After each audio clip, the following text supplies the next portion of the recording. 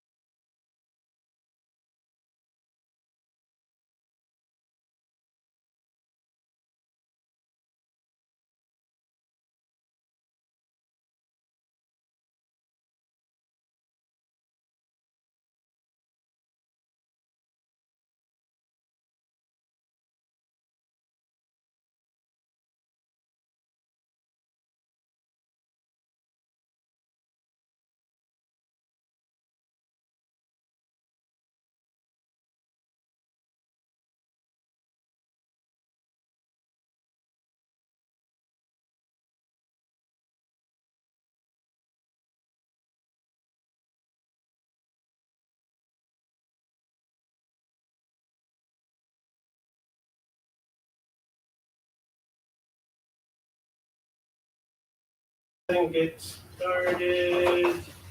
We'll go ahead and put us down at 6:30, actually starting our meeting. Take care of this, and let's go ahead and do roll call. If we can go ahead and take care of that, please. Thank you. District 1 Alderman Miguel Rivera. Here. District 2 Alderman Richard Hughes. District 3 Alderman David Emery. Here. District 4 Alderman Michael Rodriguez. Here. And District 5 Alderman Charles Lee. Here. Thank you so much. Appreciate it, council. Thank you, Paola. Okay, if everybody can please rise, we'll go ahead and take care of pledge of allegiance. Pledge allegiance to the flag of the United States of America, and to the republic for which it stands, one nation, under God, indivisible, with liberty and justice for all. All right. Thank you so much. Appreciate that. All right. We'll jump right into item number 4. This is citizens to be heard. This is the opportunity for citizens, visitors, and guests to address the city council on any issue or any item in the agenda in compliance with LGC section 115.007. City council, thank you, man. City council may not discuss any presented issue nor take any action on any issue at this time. Citizens to be heard are limited to 3 minutes each. Attorney General Opinion JC-0169. I know we have a few folks in the audience. I think they have an agenda item on here, but do we have somebody that does not have anything and would like to present or bring anything forward to the council at this time? I have an agenda item, but I have something else. I've been trying to get a permit, vendor's permit for my son. And If you're gonna come on up and go ahead and state who you are, and you can just say hello, my name is Alejandro Rodriguez, and like I said, I have a item on the agenda, but the other item that just came up, issue Thursday, I'm trying to get a vendor's permit for my son to sell snacks around the city of Lytle. And I came Friday and there's no permit. They're looking into it, see what kind of permit he needs. Okay. He's on the tricycle. But you came to the council, or you came to City Hall, right? Go ahead. Yes, I did. Okay. And they got your information? So you got my info, but as of right now, there's trying to figure out what kind of permit he needs. Roger that, sir. I Well, spoke they'll take care of that. Okay, I spoke to the county, both Atascosa and Medina County. County-wise, no permit is required. But I did go ahead and get his, food handler's permit, which he didn't require because he's not handling food, it's just all packaged snacks. And I also went ahead and got a business insurance. Once again, I mean, just to be on the liable side, but this is all packaged snacks and it's on the tricycle. Perfect. Well, just go ahead and work through our city hall staff and we'll go ahead and address that. And then if there's something else after that, you know the sequence, just like with the other item, you can Yes. go ahead and put it on the agenda. But we'll make sure that they take care of that for you. Okay, Sorry, I take it your son's a minor. 15 years old. Thank you, sir. Appreciate it. Anybody else? Okay. Going once, going twice. All right, thank you so much. Appreciate that. Paula, if you can just annotate that. And let's go ahead and move on to number 5, the consent agenda. Consider the approval of payment of bills.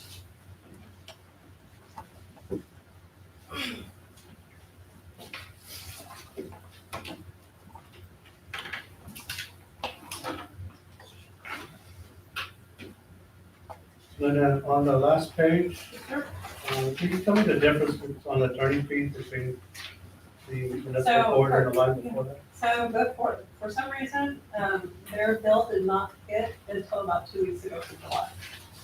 So it's 2/6. Yeah. So it's two, if you see it where it says July and then September. Oh, okay. So I got August, but then I kept going back and July came in really late. I think it got locked up in the month. Thank you.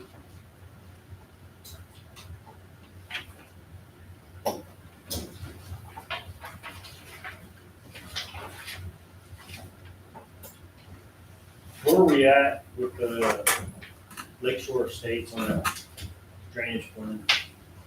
I still gotta meet with them. We're probably somewhere between 40 and 50% completed on the study. And we're paying them as they complete that, so we still got like $50,000 to pay out. I'd have to look, probably way more than that. I think we carried over into the new budget what that would be. Are you still in there?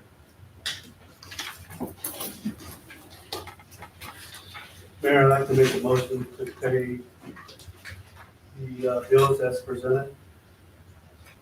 Okay, got a motion on the floor? I'll second that, Mayor. Okay, got a second? Okay, any further discussion? All those in favor? Aye. Any opposed? Motion carries forward, thank you. All right, let's go ahead and move into the public hearing portion of this. This is 6A, public hearing on the application by Martin Espino, is that right? Espino, okay, to locate a mobile home on property located at 205 County Road 6842, Lytle, Texas, lots 121, Twin Lake Ranch Estate, Lytle, Texas. So let's go ahead and show Paula. We're gonna go ahead and open up the public hearing. It's 6:36. Do we have anybody in the audience who would like to provide any comments concerning the property and what's happening out there?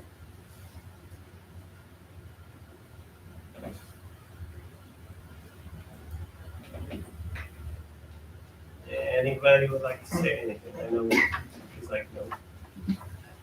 Anybody would like to say anything? Okay, let's go ahead and show 6:37. We're gonna go ahead and close the public hearing portion of it, and we can go ahead and put on there for all no comments.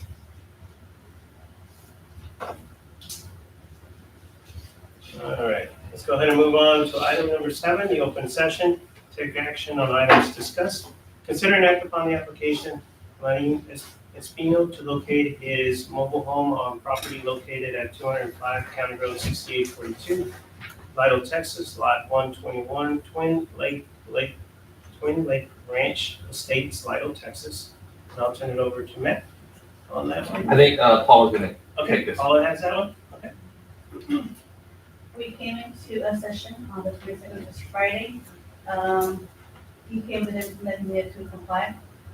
We had no issues. The only thing was just the electrical. He just needs to do the inspection on it and make sure that it passes. Other than that, it was, because, we actually had to be an overtime to be there. And this is from the Mobile Home Commission. Yes. Got it.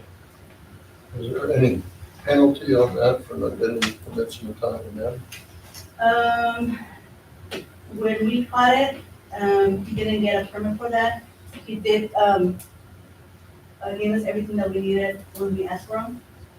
We just need to make sure that when they do the inspections, how many inspections are there, and we can actually apply that when he does the inspections, because he did put it out there without permission. So we're okay. So he placed that home prior to being approved by the mobile home? Yes, Is it a new mobile home or is it it's an old one. new of the year?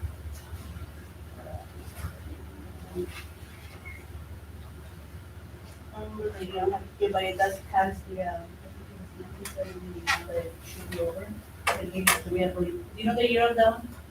So 1983. 83 or 93 or something? 83. Has to be over than 17 years. And was this all a refresh for the council? So is this the one where we tried to get the commission together, but Yes. we didn't have a quorum, so Yes. we had to reschedule? Yes. So that caused a delay too, for the council's information. Mayor, I'd like to make a motion. Yes, sir? I move that we approve the application by Marina Espino to locate a mobile home on the property located at 205 County Road 6842, Lotto, Texas, Lot 121, Twin Lake Ranch Estate, Lotto, Texas. Thank you. Got a motion on the floor. That's okay. Got a second? Any further discussion? Does the city have in place fees or fines for not submitting quarterly or appropriately? When it comes to building permits, yes, it's double the permit fee if you begin construction without a permit. I don't know where he was on the electrical, maybe he hadn't started construction on the electrical, and it was discovered when he was there. That was a code compliance issue they were working on, with Skip, that I think he found there was some confusion where he believed he was in the county, not in the city. So we found it hard. I believe the only thing he did was a septic, and the septic's already there. But you're saying that's commercial, commercial property? No, he believed he was in the county, not in the Oh, city, and that was the confusion there. But I don't believe he had commenced any electrical construction or anything And then prior to obtaining permits from us. That just the mobile home was placed. I just want to make sure everyone's aware that there are penalties for not doing that. That's fine. Anything else? All those in favor? Aye. Any opposed? Thank you, council, appreciate it. Here you go, sir. Okay, work with our city staff. Thank you. And be able to finish up and finalize the rest of it. All right, council, let's go ahead and move on to B, consider and act upon the request from Lytle Youth Program for the use of the large baseball field at Lytle City Park as soccer fields for practice and games on October the 6th, 2023 through December the 10th, 2023. Ms. Laura Brown? It'll be you, okay. Ms. Laura Garden is out. Yes. You want that or you want? No, wait, you heard that. So she's just asking for the big field, so she can do, soccer games and soccer practices. They do have that field for the high school, but they use it for football. So for the season for soccer, she wants to, be able to utilize the big field for that. And the big field's where we put the fireworks in. Yes. That would be just October through, October to December, for the season. So council, what we'll do is we'll draft the exact same agreement we have with the Lytle Little League, take out the parts that don't comply to it, like these concessions, stuff like that. And I already talked to legal, we'll send it to them for a quick cursory review, and then that will be the contract. They'll have to apply to it. So I have to submit all the same data that the Little League does. There's no fee on there we have there. We haven't charged the fee for anyone else. This would be zero power, zero impacting, Who uses that throughout the year? just residents throughout the The year. softball field? That larger one, yeah, it's just first come, first serve. Once you, what this would do would, during the game days that they needed, they would have sole use of that field. So if someone else was on it, they could say, hey, we're gonna use it for this. We have a contract with the city for use of it. Kind of Because like at one time, the Pony League used to use that, right? Okay, back when. maybe way back when. I don't think really anybody, even a lot of Little League told us it was too large for what they need, Right. and they only had 2 teams playing on it last year. And my understanding, they're not gonna have any stands or anything, just gonna use the field themselves. Mayor, I want to make a motion to accept the request from the Lido Youth Program for the use of a large baseball field at the Lido City Park as soccer field for practice and games from October the 6th, 2023 through December the 10th, 2023. Got a motion on the floor? Second. Got a second? Okay, any further discussion? All those in favor? Aye. Any opposed? Thank you so much, council. All right, let's go ahead and go on to C, consider and act upon 2011 Ford Expedition sold at auction. Come on up, sir. Mr. Rodriguez, come on up. And there's the opportunity to go ahead and bring up the issue that you actually have, and then we present it to the council. So, Okay. Once again, Alejandro Rodriguez. I'm here because I bought a Expedition on the auction y'all had back in July. And the description on the vehicle was just the mileage. I bid on it, and I came to find out that it's actually a bad engine, bad transmission. So, I want to see if there's anything that could be done to help me alleviate what I paid for it, which I don't think was a fair price for it, just because of the fact that the vehicle was, I didn't hear it running or nothing. And I've been to other auctions where you buy vehicles, you hear them running, there's a description that says bad engine, bad transmission, or bad whatever. And it's up to us to bid on it. In this case, I bid on it because since it was from the city, I feel confident that all that was messed up with it was just a timing chain that's set verbally. But on the description itself, there was none of that, and I just want to see what, I mean, you got to help me with that. so you're asking to, I'm either asking for, I mean, if I could return the vehicle, or, I mean, reimburse some of the money, because, I mean, the engine for that vehicle is $3,000, transmission is $1,000. And I paid $4,000 for that vehicle, when in reality, I mean, the condition it's in, I honestly don't think it's worth it. As I said, I mean, I know auctions is as is, where it is, and I bought at other auctions, and you sign the disclosure before you bid, and it says everything there, as is, where it is, no guarantee, no warranty. This case, there was none of that I signed. council? Councilman, if I may, I talked to the officers that were, I wasn't there that day, I was off. The officers that ran it that day did say that they disclosed there was a ticking in the motor. I know Officer Lopez, or Sergeant Lopez, filled out all the sheets for all the vehicles. And they had the known issues listed on those sheets, to the fact that other vehicles had, needs alternator, needs battery, where it was. So the issues were made aware to potential buyers of what we knew could potentially be wrong. We're not the mechanics, we're not anything. The vehicle came offline because we were putting newer vehicles online. Yeah, I can expand on that a little bit. The vehicle was on patrol. We had a knocking noise with timing chain. And the mechanic said, look, it could go this way for 10,000 miles or go out tomorrow. But we knew nothing about the transmission. So we parked the vehicle only because we have 2 new tires ordered, and I have to get out with I had to get them in for the auction and to get everything off of it because it's a couple of months, 6 weeks. So the vehicle was on patrol. When we parked it, started taking stuff off of it. So, I mean, just to give you an idea, our background, I mean, it wasn't like broke down or anything. It just went straight from patrol to jerking all the equipment out, cleaning it up, and the auction. Thank you, Richard. Yes, sir. So I'm gonna say something unpopular, apologize, but, these auctions are as is. Unfortunately, that's, what you came across. Jesse, you need help from legal? with regard to the, The as-is, there's no site, there's no way around the as-is, um, the as city far as would the have buyer. in terms of his right to demand that the city refund or provide, no, the as-is makes it clear that he's buying it as is.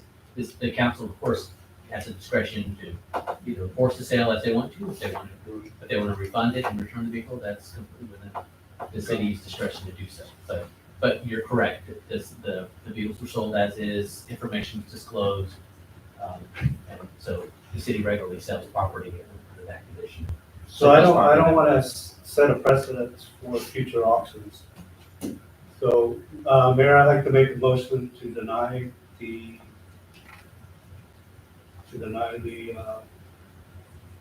refund of purchase price for the 2011 Ford Expedition sold at auction. Okay, a motion on the floor? I'll second. Okay. Got a second?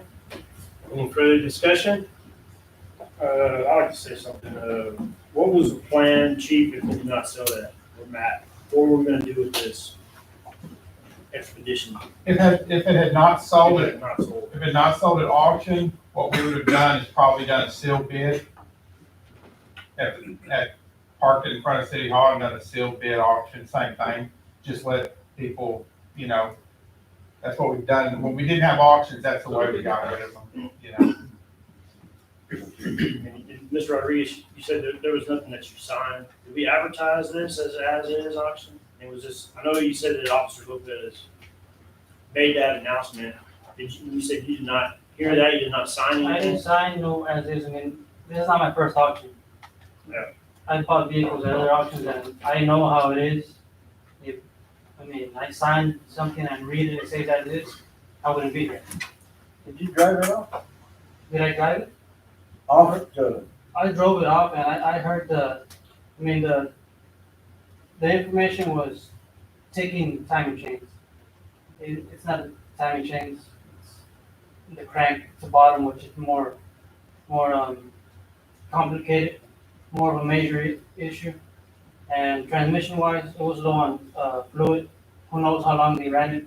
Low on fluid. That just messes up the transmission.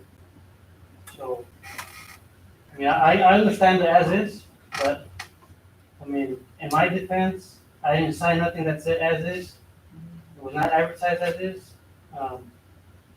As I said, if I would have seen that, I wouldn't be here. And I accept the loss, but not that big of a loss. Yeah, I agree with Michael and setting precedent, right? I also think that setting precedent is not taking care of our residents.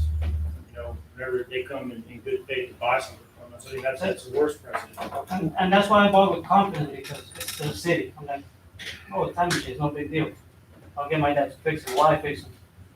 And it turns out it's not that, so that's why I'm here. Not just because I want the money back or whatever, but it's more issues to it. Yeah, the extent of the problems, as you understood them, were greater. You knew going in that there was gonna be some work involved, but as far as spending an additional $4,000, that's more than what you budgeted for. Yes, exactly.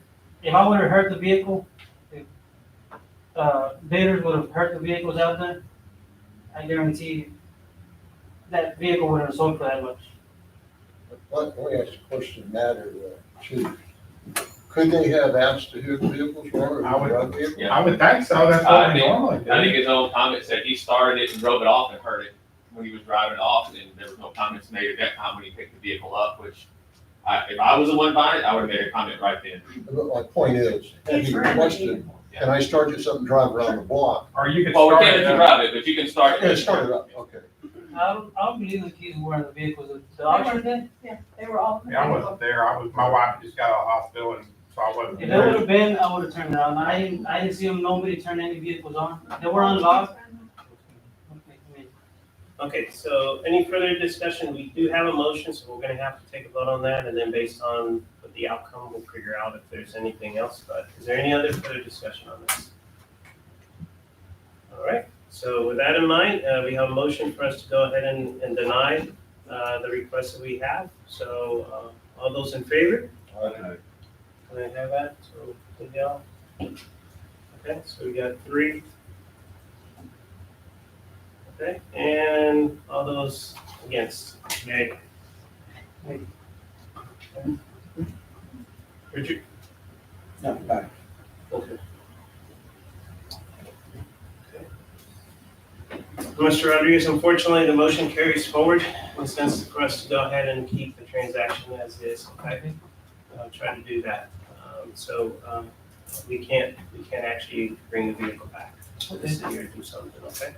All right. I appreciate you coming over in front of council and asking for the possibility. I guess further auctions, I guess just have a disclosure there saying as is, where is, no warranty, no guarantee. No, that's gonna be my recommendation too, to the city, that we need to look into our contract, into how we word things.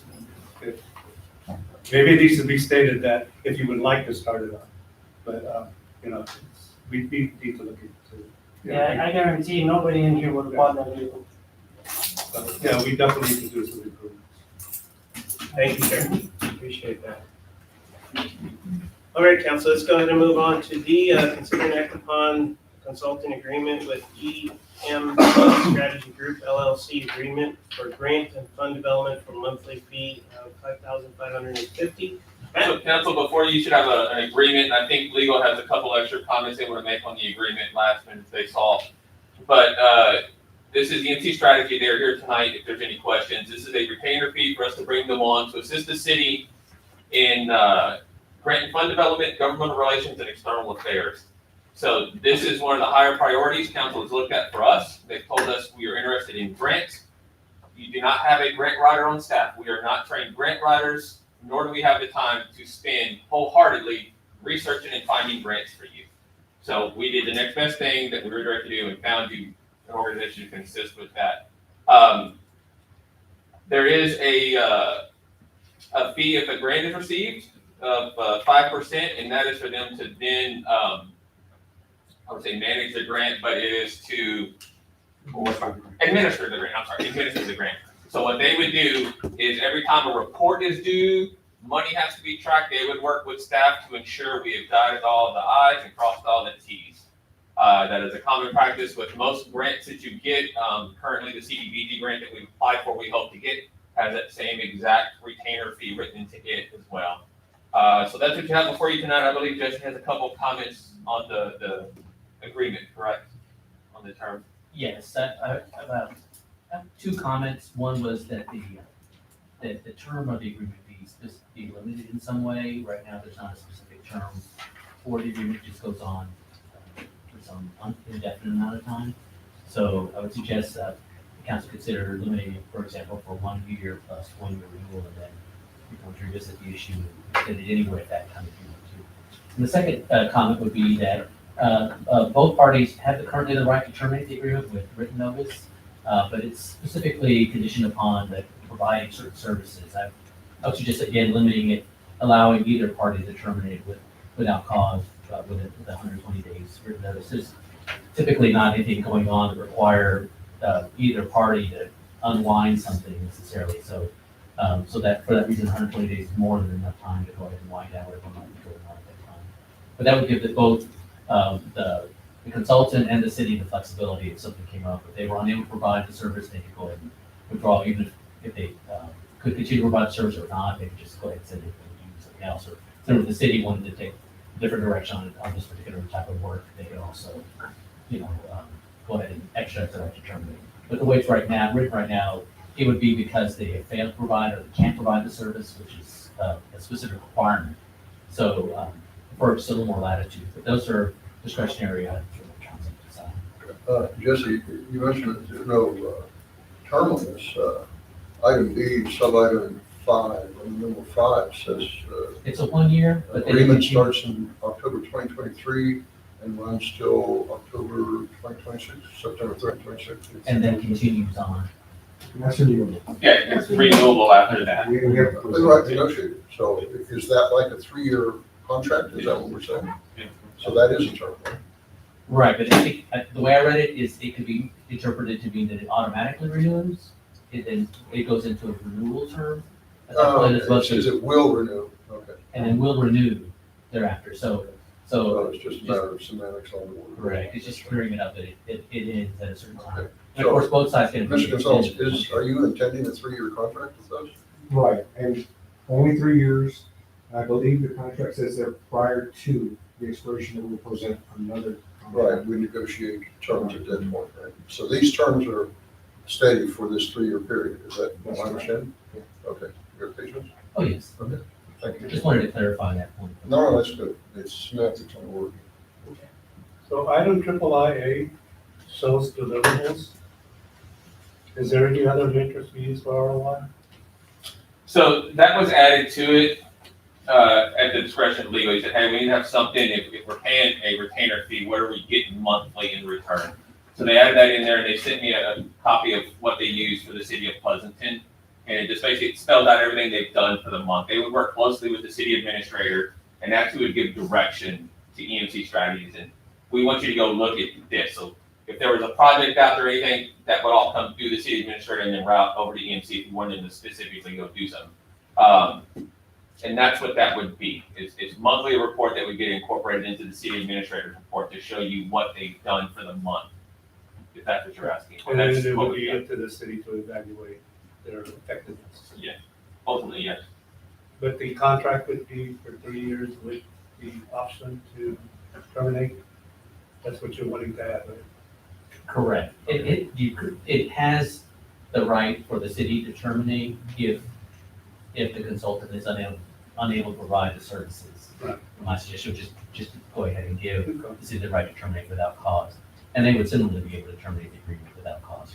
I just wanted clarification. I think it's a good idea to have this agreement, this under. Mayor, may I say a few words? Yes, yeah, please. Okay, good evening, Mayor and members of the City Council. Just want to thank you first for giving us the opportunity to be considered. I had the opportunity to visit with Mayor Gonzalez well over a year ago and Councilman Emery.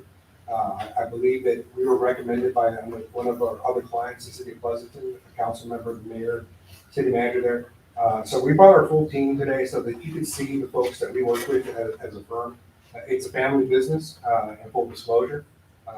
Janice and I, Janice is the owner. We've been in this type of business for over 25 years. We've worked in every level of government, whether it was city, state, county, or federal. We worked at every legislative, the executive, and the judicial branches of government. In our team, as Matt mentioned, that you all don't have a grant writer on staff. Well, we've got 4 grant writers on our team, and we also contract other grant writers. We've been able to deliver a lot of results for our clients. We represent right now the Forestville Economic Development Corporation, your neighboring city, Castroville, Pleasanton, you know the mayor there very well, Pearsall, and we've done a lot of good work for them. We've yielded a lot of dollars in the millions to support economic development, infrastructure, quality of life, public safety, and we're also always pivoting to be relevant. Because as you all visit with your constituents, problems or concerns or ideas arise. We want to make sure that we're relevant, that we're actually addressing the priorities that are going on now. And in our term that we mentioned there, we clearly laid out that we've got multiple things that we're working on. But we also want to make sure that we're held accountable. So if we fail to meet those expectations or the scope of services, that is your way to part ways with our firm. We've never had a situation like that.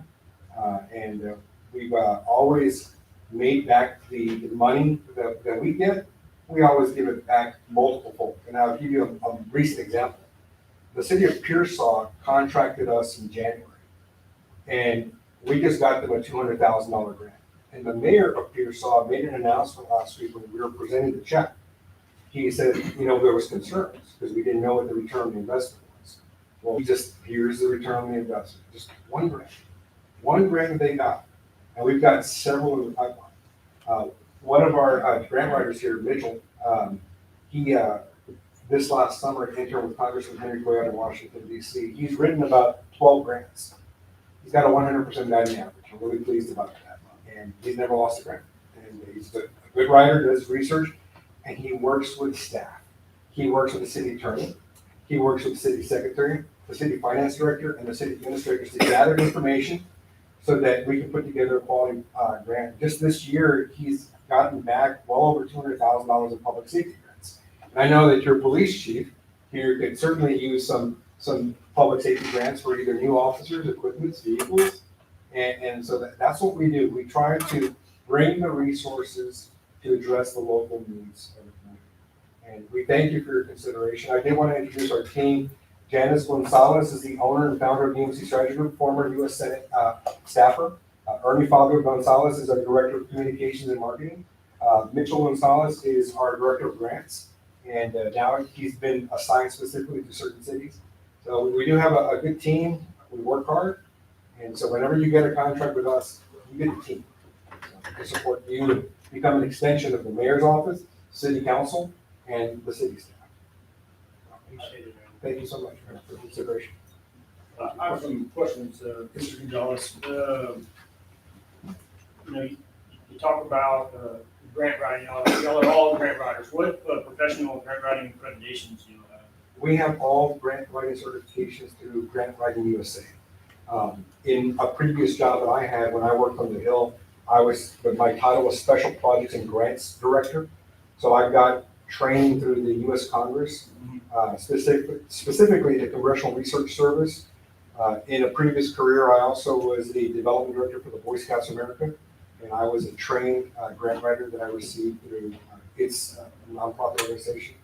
And so when it comes to grant writing experience and training and certification, been in the business for 25 years and very familiar with private foundation grants and state federal grants. So you mentioned you worked on the Hill, you're in DC, right? Yes, Working on grants. What's your familiarity with the 2 CFR Part 200? So the 2 CFR Part 200 is, it's a provision in the federal law that requires the cities to contract out or put out bids for grant writing administration services. And in our discussion with Matthew, one of the things that we highlighted is that our firm is not a traditional grant writing firm. We do external affairs, government relations, and we just happen to do grant development. So in our work, when we do fund development, that includes congressional earmarks, appropriations, and community project funding requests, which a lot of times are much larger than a traditional grant. So that's how we become sole source. The point that I'm getting to, the commission, right, is 200, subsection 200.458 talks about pre-award costs. And for a federal award, money for us to be received, we have to pay that up front. It has to be included in. So for these big grants, for example, the last grant that the city was awarded was a TxDOT grant, right? Now that was federal money that went through the state, went through TxDOT, that we received. It was about 1.5 million. 1.5, yes, correct. And my concern is if we were to enter into a contract that provided for a commission, we run the risk of losing that because that's not an allowable expense. Sure, and that's a great question, Alderman. So the way we work with our clients is that, so we've got the monthly retainer to keep our operations going. On the administrative fee, the 5% is worked into the budget of the grants, either state or federal, and we follow the provisions in each grant because some of the agencies are different. And the other thing is that we get reimbursed after the grant is paid for. So I'll give you an example. If the city's awarded a $58,000 grant through the office of the governor for a police vehicle, we don't capture that money until the city receives its funds. So I hope that would address your concern because maybe they could be significant, and if you don't receive the funds, then you're dishing out the money in advance. So we always work the detail. And that I had a lot of questions about y'all's contract, and I think that we, need to. I don't know if we're going to address them all tonight, but I think we definitely need to get to them because the way that it's worded, it sounds like if we were to be awarded a grant, it doesn't matter if we accept it or not. But the language in there says the award of a grant. And so if the council decided, well, no, we're not going to accept this grant the way that the contract is written, and y'all would still be entitled to that commission for us being awarded that money. We don't get a dime, we can put that into the contract. That's the whole idea of during the negotiation phase, where the city does not issue a 5% administrative fee until it signs its letter of conditions, which means you accept the grant and you receive the money. Good question. That's a great I mean, question. but I'm that's, glad you asked that that's question. not, of course, what's in the contract as it stands. That's what's presented tonight. Right. So, I mean, my big concern, of course, is we're talking about a lot of money. You know, you're talking about $66,000 a year. And what I saw in the contract too is that that amount would increase in correspondence with our budget as well. How would that work as far as that annual or that monthly retainer fee? So we would make a presentation on our request for an increase if the workload increased dramatically. So we're aware that your city is supposed to increase its population in double digits, I think, in the next 10 years. That means that we're gonna be required to do more work as your police department doubles in size, or you add additional staff, or now there's more need to apply for more grants. So we would come to you, make a proposal. At that point, when we make the proposal, it's up to city council whether or not you want to accept our proposal or not. So there's a lot of opportunity to negotiate and to address any concern for growth or an increase. And so we just want to make sure that we put that clause in there that we will negotiate or present a proposal to be considered. It doesn't automatically say that we're going to get an increase each year. We try to lock it down for 3 years in time. Yeah, and then, of course, going back to that, right, contracts over a year to pay or considered debt, right? So the way it's in here is 3 years, right, from starting October 1 to September 30, 2026.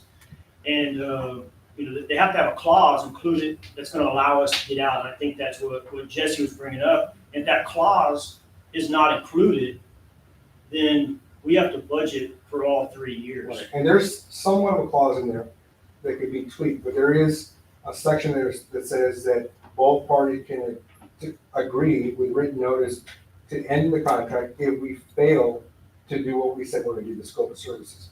Yeah. Now, you mentioned the multiple year contracts. You'll have Waste Management as your waste management provider. Mhm. I believe that's a multi-year contract, and it's not annual, because they usually do 5 to 10 year contracts. Yeah, I mean, the way that that's budgeted, of course, though, we're charging citizens to pay that fee. We have a revenue stream in order to afford that service. Yeah. So this, I mean, of course, I commend the work in helping out communities around the state, and you raised a good point, right, that we do have a lot of growth coming. We are gonna need a lot of grants. That's why I think we went out and, that's why y'all are here tonight, right? Is in order to help us do that. It's just, you know, there's some concerns, serious concerns on my part, whether some of this stuff is even allowable that's in the contract as it's. Well, our contract's been vetted by TMO before and with other city attorneys, and aside from the questions or comments that the city council, the city attorney mentioned, we can make those adjustments to make the contract work. Yeah, I mean, I'd love for Jesse to take a look at that 2 CFR. I talked about the administrative things and making sure, because those are the big ticket things, right? I don't know who the grant out in, you said Pearsall was 200,000 for parks. Was that through the Texas Parks and Wildlife? That was a private foundation grant. Private foundation, but okay, so it wasn't necessarily through the state. 'Cause I didn't even look at state. Whenever I started looking, when I started looking into this agenda item, it went at the federal stuff. That's where the information that I came from, and of course, that big money, that's where it's flowing down to the states. And I would hate for us to be on the hook for hundreds of thousands of dollars in commission fees that we weren't able to pay, because it is a lot of work. So Jesse, do we make a motion or do we table this and allow? It is up to the council on how you wish to proceed. I think we should table this motion. I just want to say that one concern, we were tabled a year and a half ago and other issues arose. And I think the further that you kick the can down the road, there's going to be missed opportunities for funding again. And I would hate for you all to miss those opportunities. we're very confident in the type of work that we do. So you made the comment that you can work with counsel, you can work with the attorney, and a lot of these are very doable. Absolutely. So if we motion it for the, table it for the next, council meeting, which is in 2 weeks, would that be okay with you? Can I jump in here? Jesse, we can make the motion to approve this tonight with the caveat that the two items that were addressed would be straightened out. Yes, that's another motion that we made, yes. We have, I Either think, way, a start date of 1 October. Today's the 25th. Can we make it happen in 5 days? yes, the changes are very minor, but I don't know what the line. All right, so I'll make the motion that we enter into a consulting agreement with the MC Strategy Group LLC agreement for grant and fund development for a monthly fee of $5,550 with the caveat that Mr. Gonzalez works with our city attorney to straighten out the two issues that were brought up tonight. I'll second that, Mayor. Second that? Just for clarification, David, you said 5,550 and the contract says 5,500. Okay, I'm reading off of our agenda item. It says 5,550. Okay, I mistyped it, it's 5,500 a month. If I had- Okay. yeah. I'll amend my motion to $5,500 a month. Do you wanna Yes, I'll second that? second that. I'm- the motion with you, Ms. 5,500? Okay. Okay, got a motion, got a second, any discussion? Yeah, I do. I mean, I have those questions about the legality of the commission. That's a big one because 5% can get to a very big number when we're talking about $5, $10 million grants. Now, I believe GrantWorks charges you over 10%. Regardless, it's not about who's doing the work, it's the legality of the commission itself and federal money. That's my question. So, I mean, that's my question for legal, because so I think that needs to be resolved too in the motion. If he wants to add it to his motion, I can have that to him. The clause, by the way, it says allowable cost on the compensation. So for in the contract or in the federal regulation? And the contract is allowable cost. So we have to follow the state or the federal law in order to be compliant. I think that it can be cleared up in the contract. Can you? Yes, I can amend a second time that legal looks into the legality of the issues brought up by Mr. Cate in consultation with Mr. Gonzalez, provide some clarification before. Before the first one. 2 CFR Part 200. And I'll second the motion with the amendments as indicated. Okay, so we got 3 that Jesse's gonna look at, just to go ahead and take care of that. If we get all this ironed out, we should be good, in the sense of being able to do it based on the motion. that we Mr. have. Gonzalez, have you ever had a question from state, federal, or one of your cities about legality of anything you're doing? We have not. In fact, what we do is we operate off a checklist. So we contact, whenever we apply for grant, state or federal foundation, we ask them what the requirements are. And so in order for us to proceed with any application, the application has to be approved by city council. We have to have a public meeting where those type of questions can be brought up. Then once we are met all the requirements, that includes the CF 200, we submit the application at that point. If there's at any time at the state or federal level where there is an item that needs to be revised, corrected, or flagged, then we get told that we can correct it on that application. We've never had that issue. Is there any auditing done by any federal or state level of what you do other than the application process? Well, all state and federal agencies audit when we do the quarterly reports or monthly reports that are required at either the state or federal level. So there's actually a monthly and quarterly audit. And at the end of the year, when the city does its audit, there's a special audit for, I think they call it the short audit, what's it called? It's a short audit. The short audit that specifically audits the grants. Mhm. And that's required for state and federal. And if you receive more than $150,000 in grants, then it's required that your auditor does an independent audit on the grants. Is that right, Lynette? Yes, sir. Okay. And that would speak to the issue of legality too. Somewhere in that audit process and application review process, any illegality should be flagged, right? That's exactly right. Any further discussion? Yeah, one more question, Mr. Gonzalez. Whenever you talk about reimbursable expenses in the contract, what does that entail? Okay, so the state legislative session just passed, but in 2 years, when the session is back on, and there is a state issue that you want your lobbyists, your consultants to address, and we're required to have a dinner with the Texas Workforce Commissioner or the director of DPS, and we're gonna take them out to dinner with a councilman or a city administrator or the police chief, then we ask for permission before we have that meeting, if it's a meal, to ask for a reimbursable item. So we always seek permission before we seek reimbursement. Yeah, I think I've seen some pictures, you know, with the Pleasanton City Council in DC. Yeah. How'd that go? How'd that meeting in DC go for them? We yielded $3 million in appropriation. Airport grant. That one was for a justice center. We did get a $1 million appropriations for airport and another $1 million for an economic development center, All in Pleasanton? all in Pleasant. What are you gonna get for Lidle? Get this. Well, I know that water infrastructure is a major thing. Yeah, it's Lidle. Public safety. Yeah, if you wanna take me to dinner and give us a couple $100,000, sign me up. It's about the relationships. If you're gonna be running around with that guy, I object to it. Can't run around with Richie. Can we get that in the contract?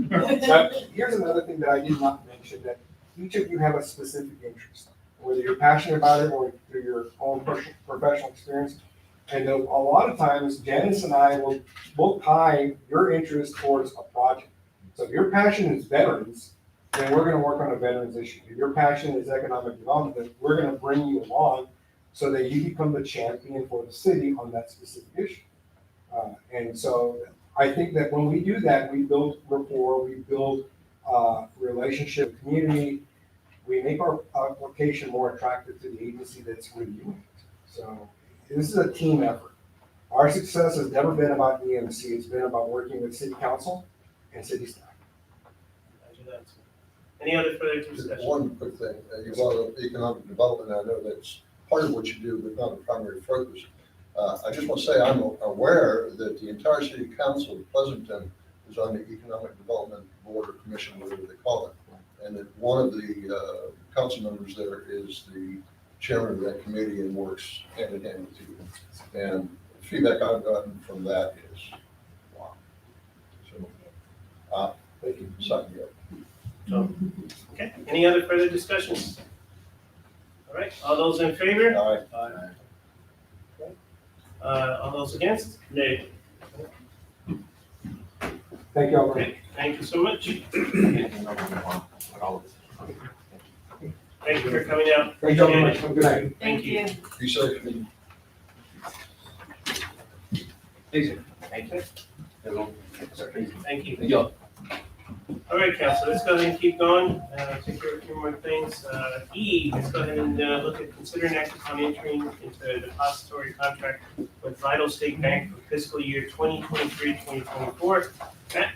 So each year, the city has entered into a contract with Lidle State Bank. I've worked here 20 years. I think we've been with them every single year. I believe Alderman Tate handed out some information tonight that we must bid that. I'm okay with that. If you want to postpone everything, we can bid.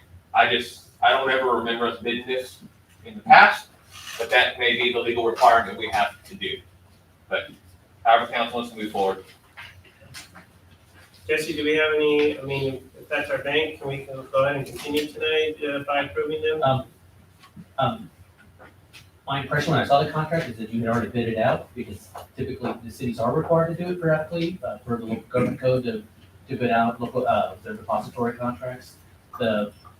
Both the RFPs, the responses, and the agreements are all very pro forma, so it's usually something that we don't even normally look at, because it's a very simple process to bid it out. The banks usually set a standard depository form agreement. It's their standard form, and usually it has a schedule of fees and services that they offer. Whether you use them or not, it's just an entire menu of everything you could possibly need from them. And then you execute that contract. We look at it usually just for basic requirements. So it's usually pretty normal. So when this was on the agenda, I assumed that was sort of the case. But it's up to the council. Obviously, you can do what you want to do. You've done it this way before, but typically yes, you would, city sometimes will periodically go ahead, and often it can be for more than 1 year, so often you did it once, we might just update it, so How often. long have we been with Lime State Bank? I'm sure, Oh, forever. Forever. Yeah, there was I mean, never, I recall just showing up and every year, this Lime State Bank saying, hey, it's time to renew the depository contract with us, and you get put on the council. I can tell you, I've never seen an RFP ever issued for it. I thought once, you know, when Texan Bank, when it was Community Bank, when they first built here, I think there was some interaction, and we may have dealt with them at one point in time, but they never got the deal. See, the saying that saying, oh, it's always been done this way, but that's not what the law says. I agree with you, So, I sir. mean, and if you look at it, you talk about 1 year, chapter 105 actually provides, we can go up to 5 years. I have no issue with Iowa State Bank, I just want us to be in compliance with the law. Wholeheartedly agree with you, So sir. I just, that's why I'd like us to do things right moving forward, just because we did it in the past a certain way, and we got by, that doesn't fly anymore. I wholeheartedly agree with you, and we will work with our legal, because they told us that's the legal way to do it, and I guess for all those other years, we were able to do it illegally. Thank you. We'll work with legal to draft it. Can I get a motion for us to go ahead and table this? I'll make the motion to table this for, until the next meeting. Schedule. Well, it requires 21 days, Yeah. for the, We'll publish it, and when it's ready, we'll bring it back before council. Okay, I'm in my motion then that, we Just table this until. Table. Or postpone it. Table would be for the next one, right? Yes, until all the work is done and can be presented to us. for decision. I'll second that. So Jesse, we're not in compliance? Well, I don't have enough facts, Alderman Rodriguez. From what they're saying, it sounds like you haven't done it like that I will- before. I will answer you, sir. No, we weren't. Okay. We did not bid it. We followed like we have for the last however many years the city's ever done it. Okay. So yes, sir, we were out of compliance. Is this gonna affect the agreement with Iowa State Bank in any way to delay? Typically, the banks will sometimes continue on They'll with carry existing over? services, so Okay. it's not like they're gonna stop accepting your deposits and your banking services. I think they like our money in their bank more than we like our money in their bank. So When is this, when does this expire? Is there a drop dead date that we have to have it signed? I guess that's the real question. We'll bid it for the 21 days and get it in. I guess if we don't, My We point not? is if there's a drop. According to the one that they send us on here, it's starting on 1 October. Okay. it goes, I guess it stayed with our account, with our budget year every year. Yeah, so you'll get with the bank and let them know we're. I'll let them know that we will now bid this. All right, so they won't block us. sadly, we've had some cities where they don't have a depository agreement at all, so. But they It's still worse, make it's the worse in deposits. some places. They still make deposits for the bank. But yes, they do. Oh, yeah, the Yes, bank they will do. continue Yes, to take so our it's money been and let worse. us process. But can we look into that 5 years? Because I don't see the point, if we've been doing it with Iowa State Bank for 40, 50 years, why not do 5 years at a time? Then we don't have to bring this business up every year. The issue with The only issue, it's up to the council, and again, it's usually because of the schedule of fees and how often will the bank want to adjust its It gives fees. us a chance They to get out of usually it. adjust their fees annually, and so for that reason, they often adjust the contract for that 1 year. But you may not have to rebid it until the 5th year. So So why can't we lock that in, those fees, as they are in 2023, instead of, they get bumped up yearly? I mean, we might save a nickel, but at the We same could, time. we it could might bid be- it, we might find that the bank down the road will give us a better rate of return on our monies, and the fees are better, and we want it switching banks. So, but we will bid it out and take that and bring it back before council. Okay, so I have a motion for us to go ahead and table it until it can be brought back to the council. I have a second on that. Any further discussion? All those in favor? Aye. Any opposed?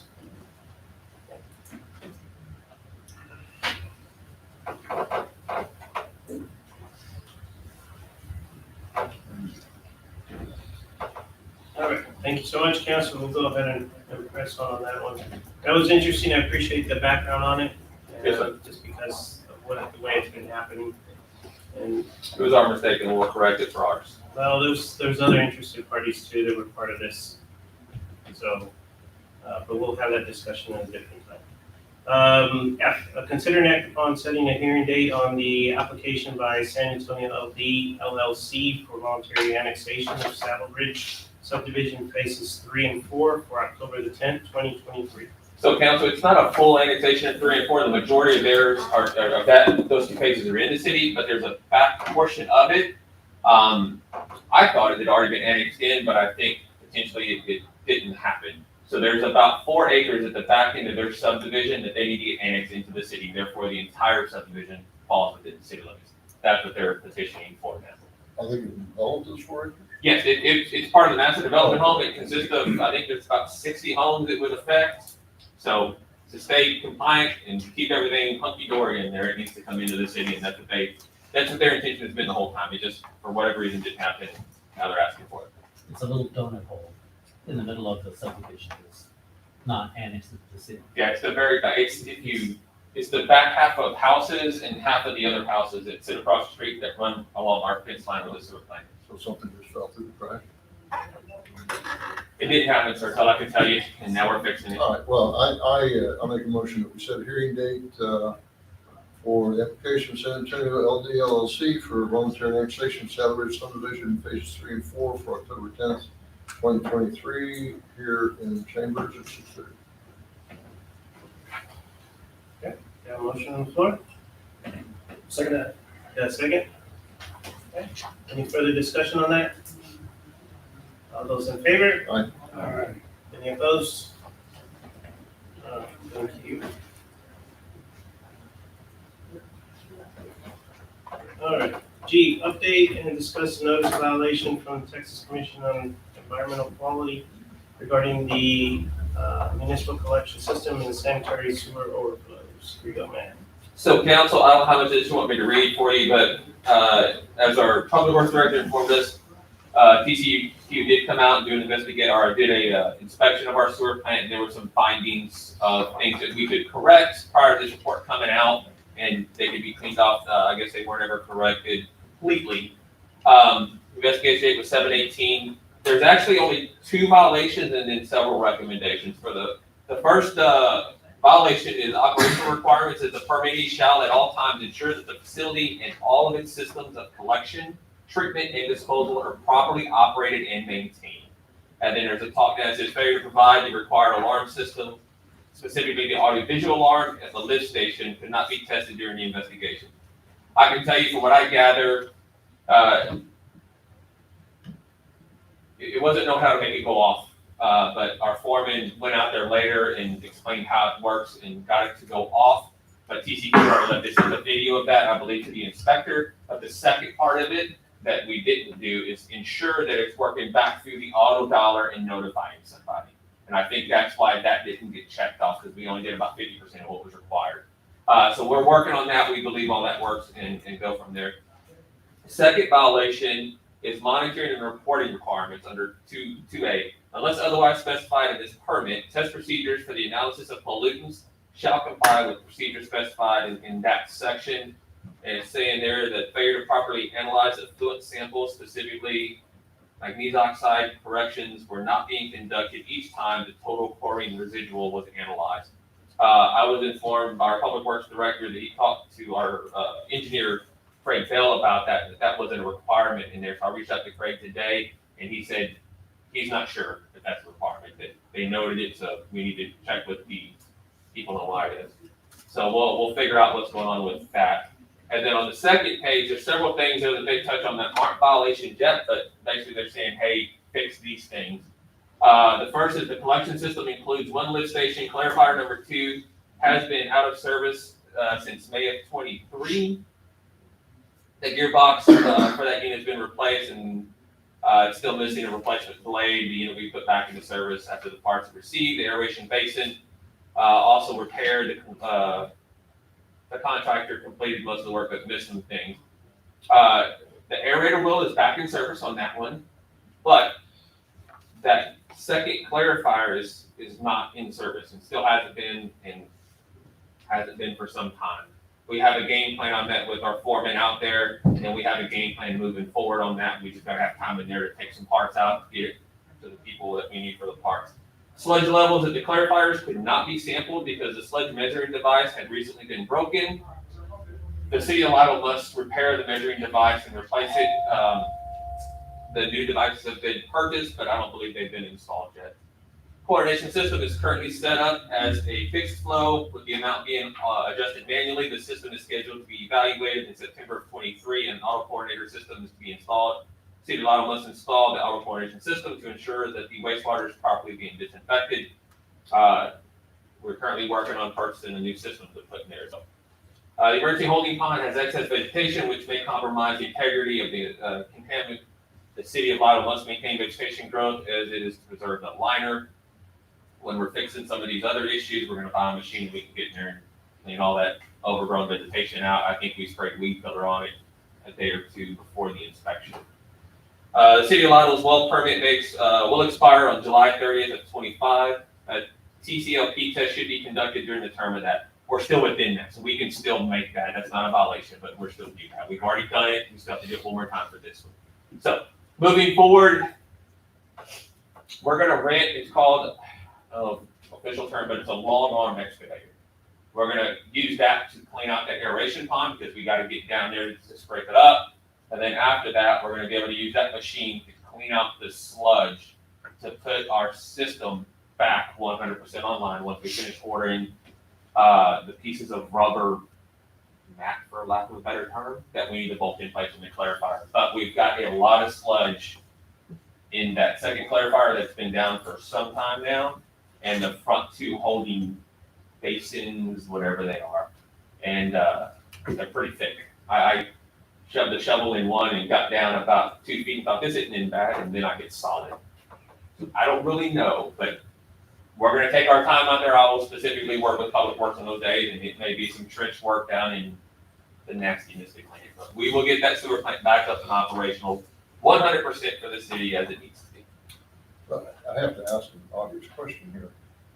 Did we not have checklists for periodic maintenance and inspections and testing of this and that? That is being investigated currently, sir. Okay. Yeah, that was my question as well. I mean, we're talking about July the 18th, and now we're talking about it in council. It sounds to me like we're falling apart. Are you saying that you have been made light to these issues just recently? I've been made light to some of these issues before, and have always been told we're working on them. Just pause right there. And we're I think we need to let do that portion of it kind of work itself out.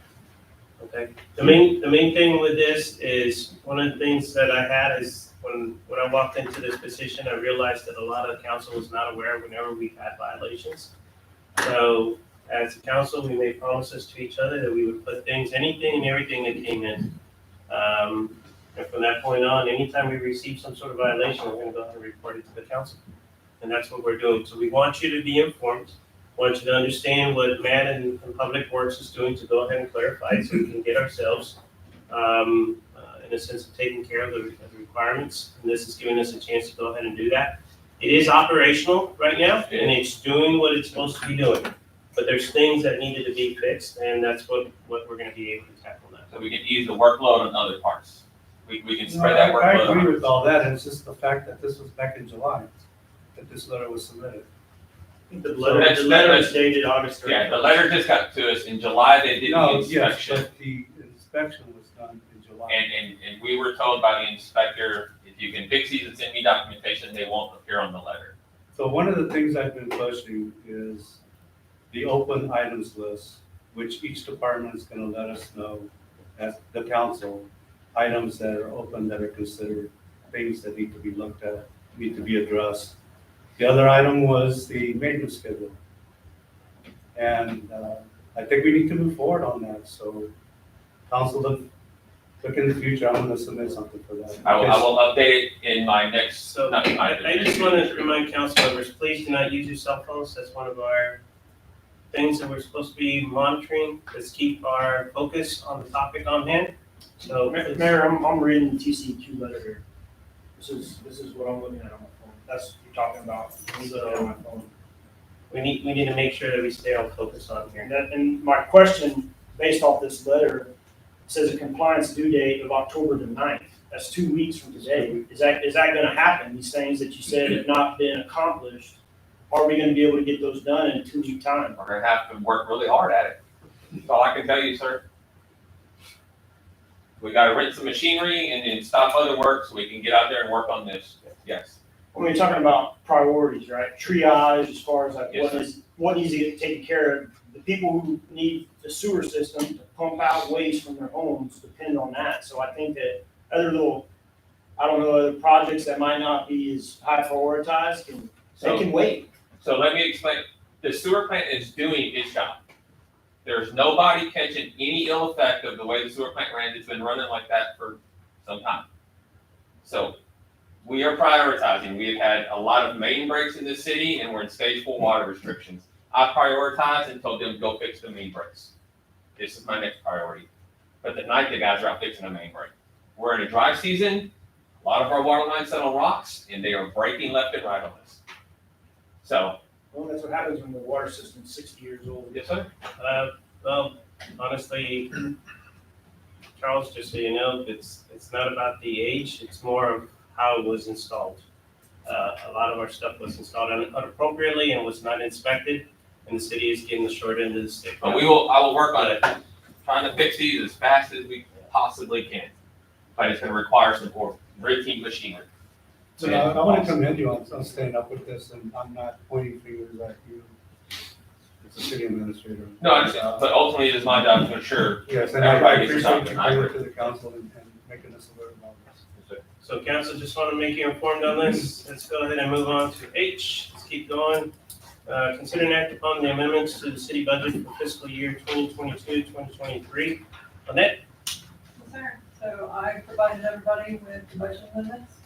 I was able to, this was not overtaking, but I am able to make it work without taking any funds. I have it up there. You can see it. Without taking any funds out of any bank or CDs.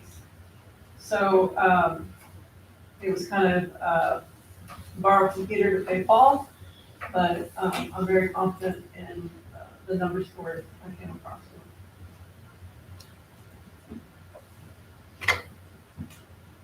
And y'all should have got that in the packet on Friday. Okay, we can. I tried to make it as simple as possible from that left to right. It kind of shows on the left side how much money was left in that account. And then what I was taking that account to is on the right-hand side. And then it kind of, you can add up everything within that final column that comes up to like that 50,000. I tried to scam several cities amendments, but nobody really had a good one. Biggest key for the auditor, they've always said, is tell us what line item you're taking it from and what line item you're putting it into, and that's what this does. Lynette, I'm just asked, were there any major shifts that we might be interested in? That might pop up or flag? Attorney fees, I had to, we've had a lot of city affairs that had to be addressed. So I did have to pull some attorney fees over. But, I mean, there's nothing on here that I'm worried about on the audit. Another part was on the third page was the sewer. The water and sewer, water repairs in 600 and the sewer repairs in 800. And I was able to pull some. Santi's budget was really like only 50% used. I was able to take a lot from there. And then we had some other allocations that weren't 100% used. So it's penny by penny on them. No big shifts. I mean, it's all pretty big shifts. I mean, I've moved probably $150,000 around in small amounts to make it work. So my question, why are we doing these amendments as they occur? I would love to do that, but I am so far behind all the time right now that it's very hard for me to do the actual direct finance director work, because I'm doing a ton of clerk work. So by the time I get done doing reconciliations and trying to get into the GL, I've usually done about 12-hour day already. And I can tell you on some of the issues is we began training another person inside the office to help with the accounts payable. And we could have probably done a little better job. So some stuff, we know where it belongs by looking at it, but we took that for granted, and some stuff kind of got miscoded, so we had to come back and fix miscodings to get it all coded correctly. That's on us. We should have done a better Yeah, job. that was not her fault. No, that was on not us. her fault. So what are the dates on, I don't see dates on this. I haven't done the transfer yet, sir. These are for your approval. So the thing, council, with this one, if you remember from previous discussions with our budget and trying to get aligned, we said that it was gonna take us a little bit of time to be able to get things, just because things were put together in different ways. And until this, we finally got caught up this last year, we had to keep things the same way that they were before, even though they would probably not align as best as possible. But we had to close the books the way they are. So now we have the books the way they need to, and now we can put the money and put it in the right accounts and track that in a lot better way. On average, it So- takes 3 years of a really good trackable budget to have good, solid forecast. And that's just across the board. And speaking on behalf of my budget, this coming budget is so much more clear that an average person can look at it and see where the money's going. The other budgets we've had for years were not that way.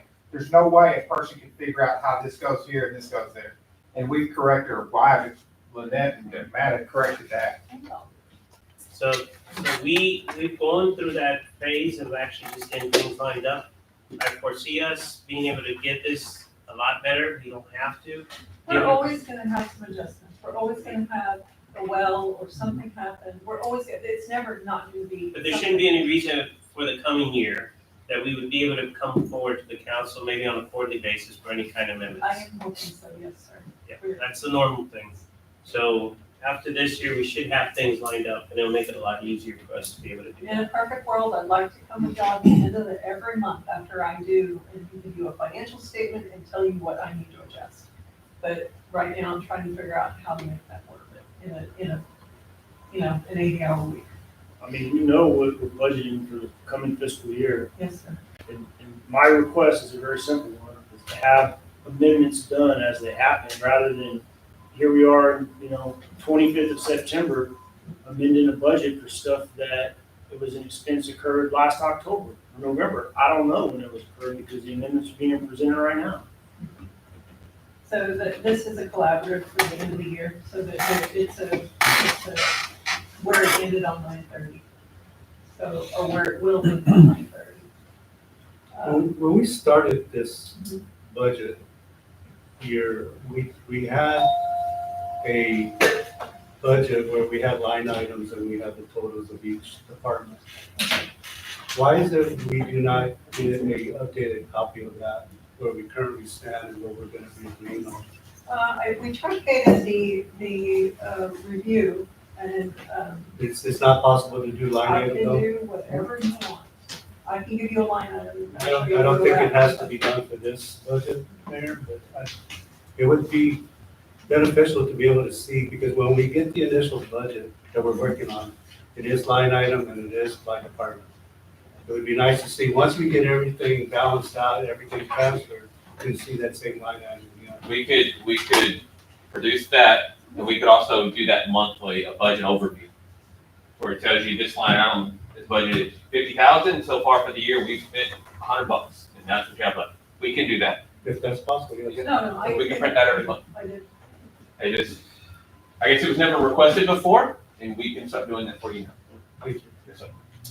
Well, Mayor, since the issue at hand is approving these amendments, I move that we do approve the amendments as presented to the city budget for fiscal year 2022, 2023. Thank you. Got a motion on the floor? Second? Thank you. Any further discussion? Okay, all those in favor? Any opposed? Nay.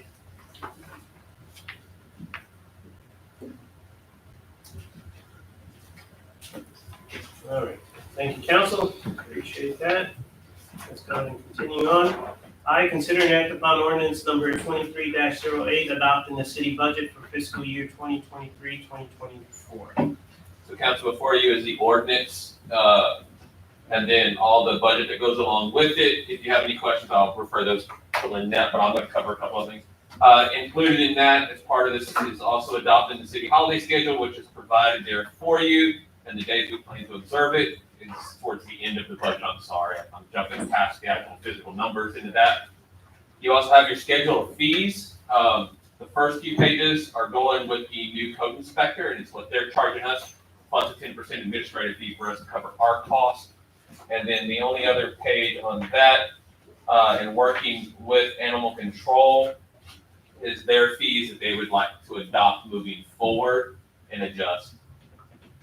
So work with Santi really good on that. I think in the coming year budget, we were looking at the library. I don't think we were quite ready to do that. I think in next year's budget process, we need to start earlier, and we need to look again at all scheduled fees for the entire city to include anything from the police department to police reports to fire marshal fees to the library, every fee the city charges, and get that captured yearly in our budget process. And that would be my goal moving forward. That would also help with my forecasting. Imagine that. Okay.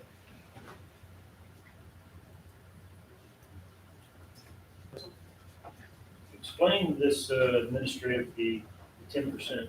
So that covers. What has it previously been? Well, last year, remember, we adopted $100 per inspection. 50 of it went to the inspector, 50 of it came to the city. In doing this, we just added a 10% fee on top of it. And what that's gonna do is it's gonna pay the inspectors their fee that, and I could call it 700, whatever that first one was, 747, whatever it is.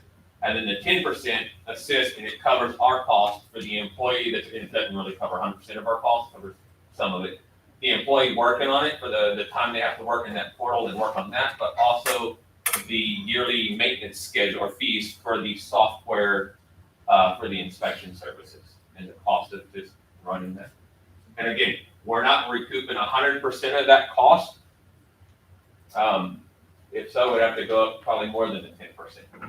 But it's hard to see, and I think we're trying to err on the side of caution and not hurt our residents or people building here any more than we have to. I think that's enough to make us work and get us moving forward in a positive direction versus all the other years where it was, you pay us $50 for a permit and we pay the inspector $50 and we took just 100% loss.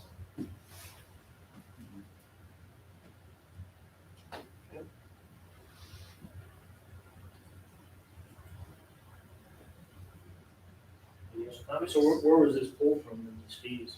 That's a fee schedule from AOPA Engineers. That's their cost, and that was part of their proposal. Remember back when we bid them? Yeah. So that's what they charge us. The 10% is the city's fee to cover the additional costs on the city side. We're allowed to do that? That is how it is typically done. Is that what other cities do? What Yes, do sir. what do other cities charge, 10%? Something like that. They- I they come with charge cost anywhere recovery. from 5 to 15, 20. I mean, it just depends on that city and how they adopted it.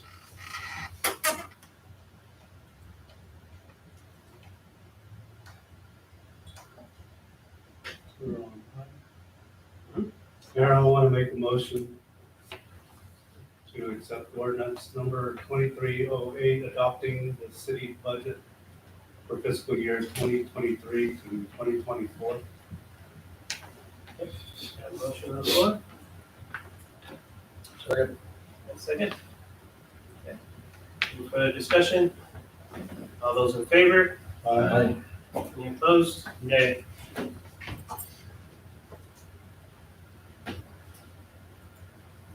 Thank you, council. Let's go ahead and move on to J, consider and act upon ordinance 23-09, adopting the city tax rate for tax year 2023. Thank you, council. That's the ordinance before you. They're adopting the tax rate, which is 0.3883 per $100 evaluation. Again, the only thing I can recommend on this is that this is a recorded vote, so we'll have to actually do a show of hands so Paula can document that. That's on the last page, right? Yes. Okay.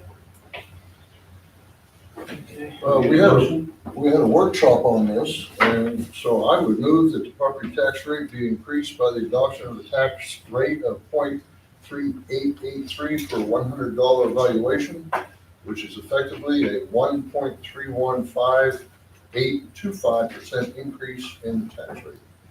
I'll second that. Second, any further discussion on that? I have a question, on the adopted tax rate, talking about maintenance operation tax rate, and you got debt tax rate? Is that department or is that supposed to be debt? That's your debt tax rate, Charles. Is that also known as interest and sinking? Your debt and your INS are two different things. Yeah, so my question is, with this rate, how much are we raising in funds and what is our debt servicing amount? I do not have that in front of me, but it was in the workshop and Yeah, and my point in bringing that up is that we have, it's on your debt services slide. You have, debt servicing, with two COs, $690,000. And that rate with the property valuation, which is probably, I'm gonna be high here, 240 million, you're only raising like $175,000. So I'm curious as to where that rest of that $525,000, $515,000 is coming from to pay our debts. I don't have it in front of me, but I will say that, Samco went over my numbers in detail and so did Loretta Holly, and we all three were in agreement on what was on there. I'm more than happy to go over it again if you would like to.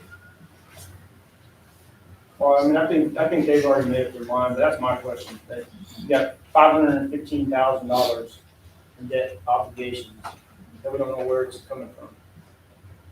So Kenneth, I can tell you that the tax calculation worksheet is done by Loretta Holly, it's based by contract. We don't create those numbers. We give them the information that they want, and those are the numbers they give back to us. I can tell you, we on the side worked with Samco and came back with almost the same exact numbers. Those are our financial advisors. Any further comments? Okay, all those in favor? Call. Yeah, it's gonna be a recorded vote. I'm sorry. I need all eyes to read it. Let me go. Go ahead. You vote? Aye. Aye. Okay. Aye. Alderman Rodriguez, aye. Alderman Caden, nay. And then the mayor gets to vote on this one, correct? That's part of the, I think you have him on the, No, okay, you have him on there, okay. in the event of a Okay. I just saw him when I was, make sure we didn't miss it if we needed it. Make sure we're doing it correct. All right. We also appreciate that. Let's take care of one last thing before we actually go on break, since we're already on the topic of the tax. Okay, consider and act upon the ratification of property tax increase reflected in the approved city budget. That's just something legal told us we need to adopt, so we just need a motion to approve that, it's a formality. It is, it's just a technical requirement under the code that asks for the ratification of the rate whenever the budget raises the taxes as well, in addition to the tax rate. Technical requirement. But it's not required by code, it's just a simple oral motion to ratify. Got it? Mayor, I'd like to make a motion. Yes, sir. Move that we approve the ratification of property tax increase reflected in the approved city budget. Thank you. I'll second. You got a second? Okay. Any further discussion? All those in favor? Aye. Any opposed? All right. Thank you so much. It is 7:56. Let's go ahead and take a 15-minute break. All of the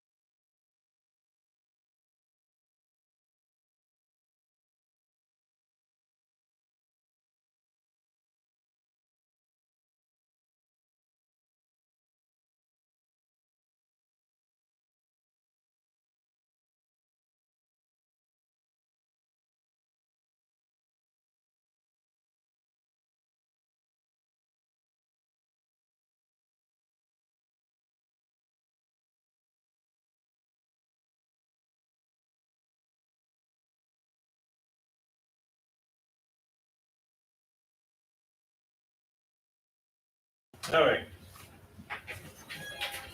Let's go ahead and show that we're back. Oops. Let's go ahead and show that we're back. It's 8:10 p.m. and we'll go ahead and continue on. Council, we'll go ahead and jump right into L, which is consider and act upon the proposal from AEP for the installation of a streetlight at the intersection of Highway 132 and DS Street in the amount of $180.71, and to authorize including the related monthly electrical costs to the city council billing. Council, it's just that, and you've got the proposal behind you. This is an open ticket item, I believe previous city, Councilman Cortez had, trying to get a street light right there at the intersection of, Diaz and 132 for safety reasons. We were able to get on of AEP, they went out there and that is a policy that costs $180 to get that street light installed, and then we also want the authorization to add that to the monthly AEP bill for you. So There's the entrance into Homeland. It's not completely in the front, but it's angled, but it's right in the place, and putting the type of light that they're gonna put, it should light up by the intersection. Yeah. Keep the cost down, there was already a pole there, that's the one we're gonna use versus putting brand new pole and new line. Well, this is not for the pole, just for the light. Yeah, it's for the light on a pole that's Yeah, I already. thought that was kind of inexpensive. Yeah, yeah. Well, I move that we accept the proposal from AEP for installation of streetlight at the intersection of Highway 132 DS Street in the amount of $180.71, and to authorize including the related monthly electric cost of the city's county. I'll second that. That's second. Okay, any further discussion on that one? Okay, all those in favor? Thank you so much. Appreciate that. That's been a long-standing one, so Richard, just make sure you take care of it, folks. And consider an act upon rescheduling of the regular council meeting on Monday, October the 9th to Tuesday, October the 10th, 2023, to avoid conflict with city municipal holiday. Mayor, I want to make a motion to reschedule the regular meeting, city council on October the 9th, 2023, to Tuesday, October the 10th, 2023, to avoid conflict with city municipal holiday. Second, Mayor. Second? Any discussion? All those in favor? Aye. Any opposed? Okay, thank you so much. Let's go ahead and go on to N. Consider an act upon the cancellation of the regular council meeting on Monday, December the 25th, 2023, due to the conflict with the city municipal holiday. I think Matt was looking at the calendar since we were looking at October, took a look at it and made awareness that, hey, guess what? Christmas just happens to be on the day that we have our second. So we'd like to put it in front of the council for your consideration. Mayor, I'd move that we accept this agenda item. Okay. Let's to go ahead and cancel. I'll second that, Mayor. Have a second? Okay. Any discussion? Yeah, so we will not be having a meeting that week. We won't have a second, we'll cover everything on the first meeting in December to include the other three, reports as well, we'll just push those up. Okay. So FYI, the Annual Citizenship Award Committee will be making their suggested recommendations. The meeting prior to that, so that'll give the council that first meeting of the month, if they want to move forward. Oh, okay, got it. Yeah. Yeah, definitely. We can go ahead and do the presentation. Yes. Okay, yep. Let's work closely with that because if we need to order stuff, let's make sure that we can go ahead and order it on time too. And it usually takes, what, Paul, a week if you place an order for plaque or something like that? So I can keep the council informed. Yeah. Please do. Okay, any other further discussion? Okay, all those in favor for us to cancel the December 25th meeting? Aye. Any opposed? Okay, thank you so much. Appreciate that. All right, let's go ahead and move on to department reports, and the first one that we have, Lynette, we got the finance director's report.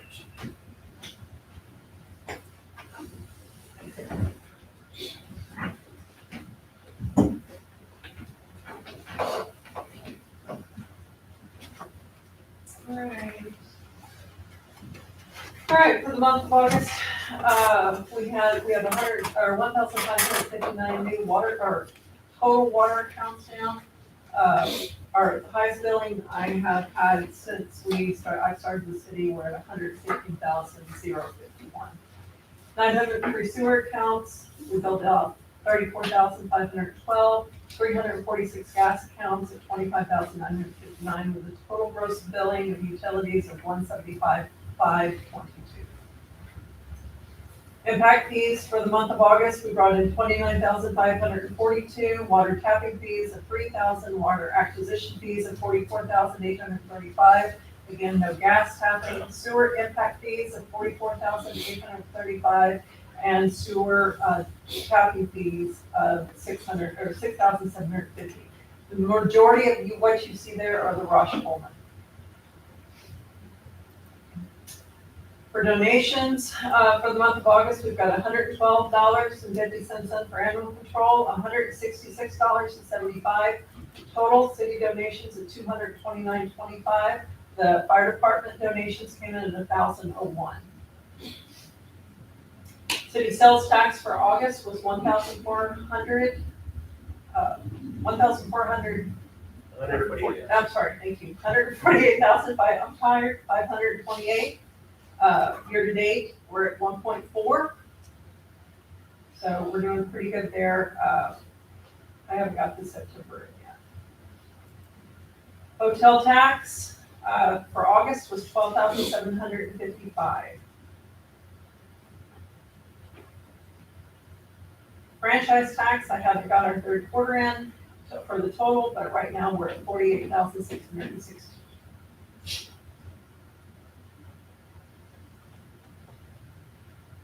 Court fines for August were $48,307. Our year-to-date for that is $606.33.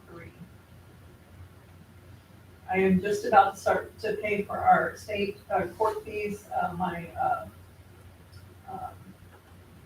pre-printed fine stuff just came in today. Updates, entry-level court clerk position opened on 9/20. We will take resumes till 10/4. I've received 10 so far. Diane's retirement is gonna be on October 31st. The new outline court for the online court case system is almost up and ready. Hopefully we'll get that done by the end of the month. The judge and the clerks, they're still reviewing some ways that we're gonna get rid of the backlog that we have on some of the cases.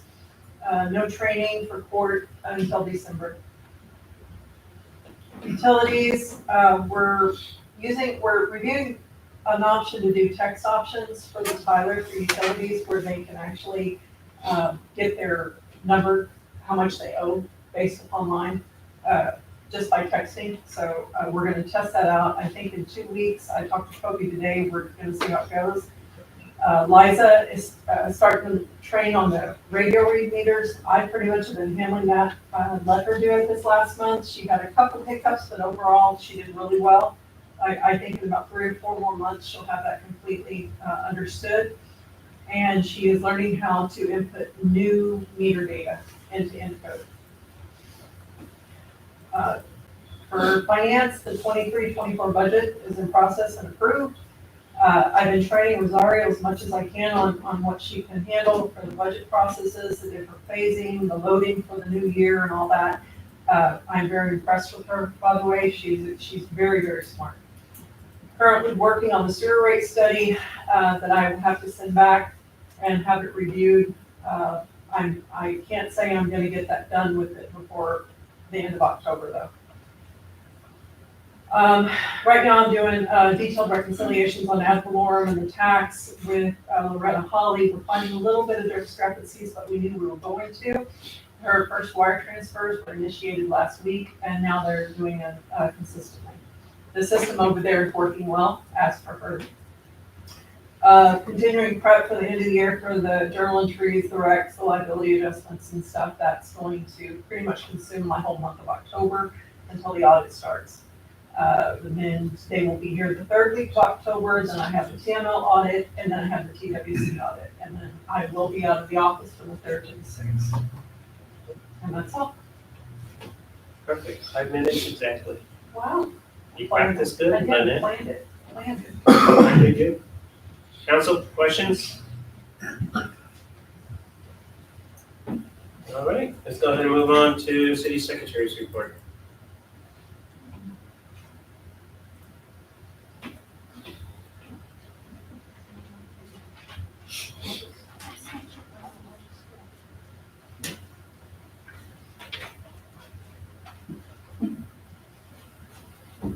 we had a total of 17 permits for the month of August. Mainly just new construction, so all Rush Coleman's. Total inspections for the building will be 88. Our main was just electricals and finals, and also final for Rush Coleman. Total inspections 37. Let's see, maybe just pop out, just getting ready for the final reviews work. The final review was 13, so. And we have collected $3,980 for ad valorem for the month of, it should be August actually. $461 for the living taxes, the penalty is $659, and the attorney cost $784. We had one overpayment of 43 cents, and then 274 letters were sent out for living taxes, for a total of $146,036.11. For the year-to-date will be $708,290. So we are 92%. And just for myself, as a volunteer, I went to a training for planning and zoning with Mr. Sawicki, our chairman for the commission. It was a really good one. I did attend the legislative day on the San Antonio for August 8th. Our senior luncheon went pretty good. We had the outreach and our kickoff meeting with the. That's all we have for the month. Awesome. Any Council? questions? Short and sweet. Thank you, Aaron. All right.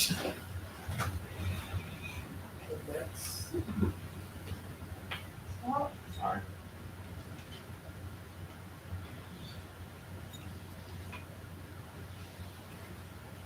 Just the tracking there, no big deal. We hope to start paving in first part of September. We're gonna finish up the pothole repairs this week. Everything's moving along there. Saddle Ridge is good to go. We did the annotation, and we're starting on that. They are gonna be adjusting their MVP slightly in the back where 3 and 4 was because of the new emergency access road they're looking at. They're trying to catch that with phase 3. Rosewood, we actually met with them and LG Homes this morning. 3 of them came in, they're construction people. They hope to start submitting plans next month and start construction in November, they said. So that's doing good. Vital Farms, it's back on track and moving forward with the pit establishment. Not as high of a priority, but we'll work with Public Works in that timeline to get those filled.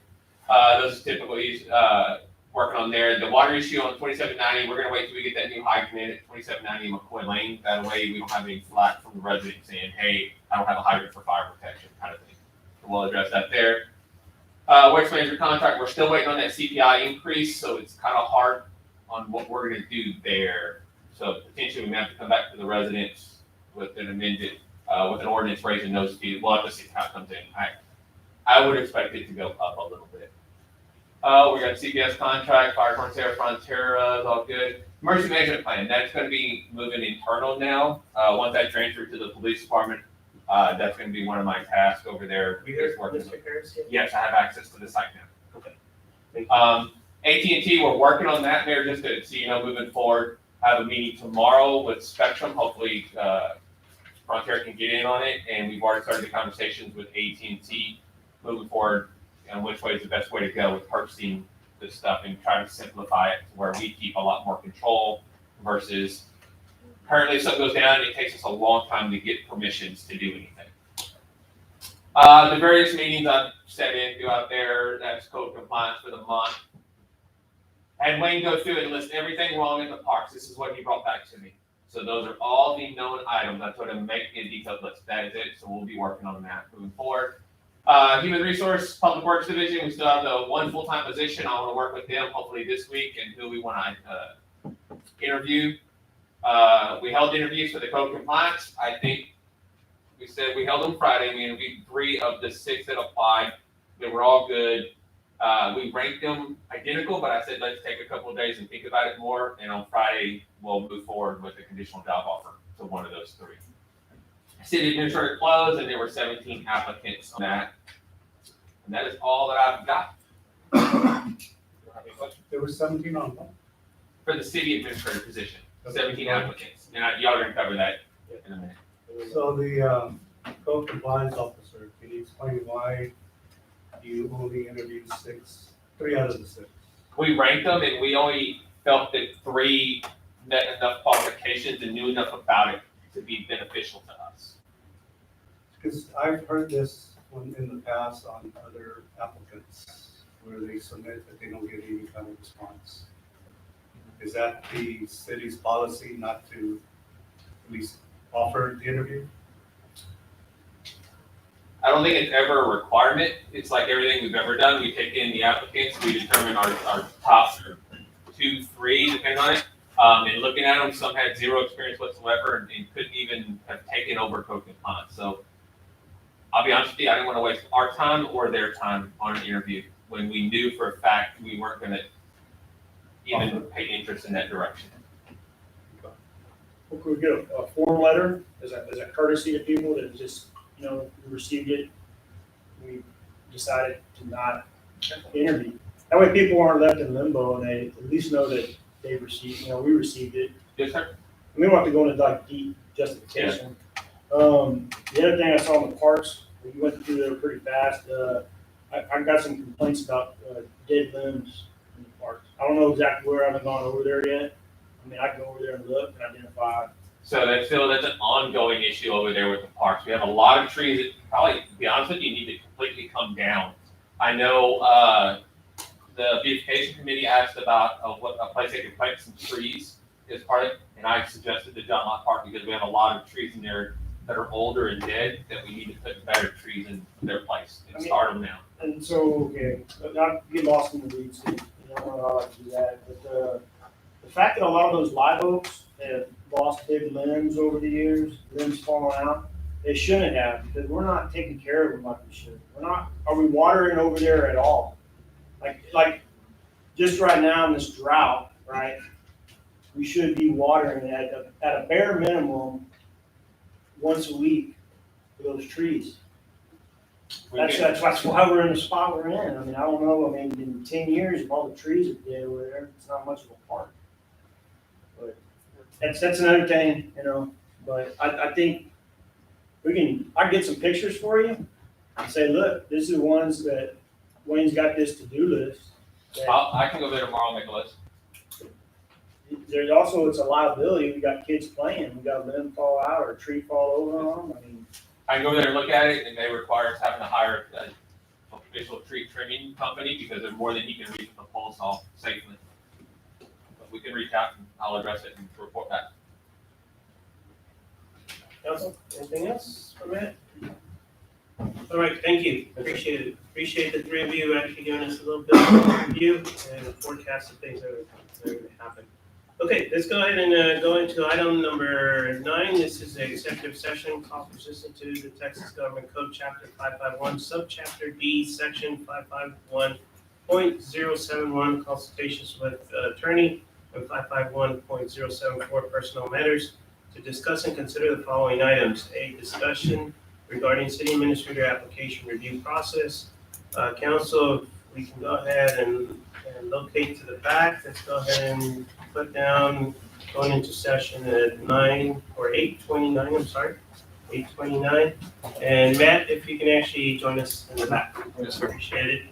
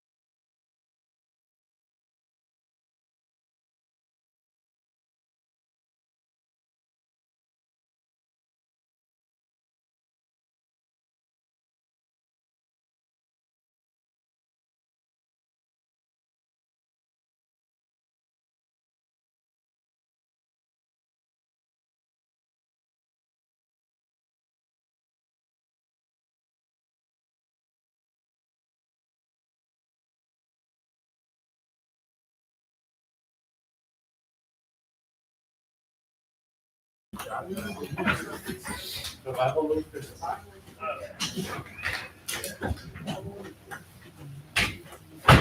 right. Let's see. All right, if you can please, Paula, if you can please show us back at 8:47. No action was taken.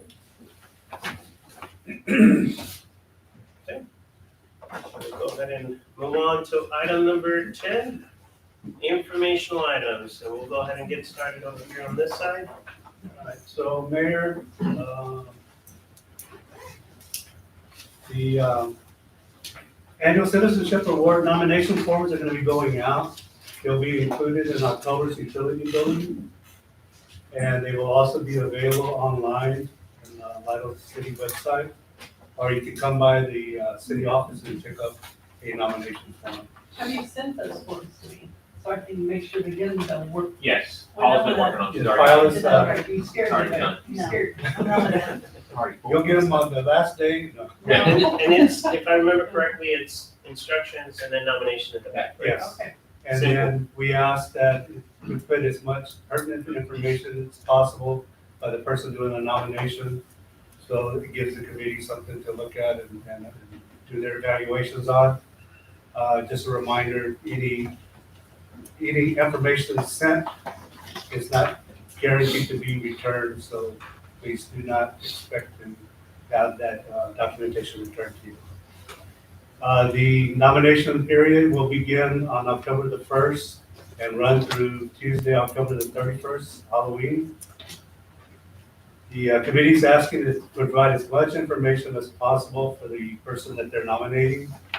There's going to be 5 sections or 5 categories for nominations. There will be the youth, which is 18 and under, adult 19 and over, group, an honorable mention, which would be a non-Lido citizen. It could be an individual or group. And then there's also going to be a category for individual lifetime achievement award.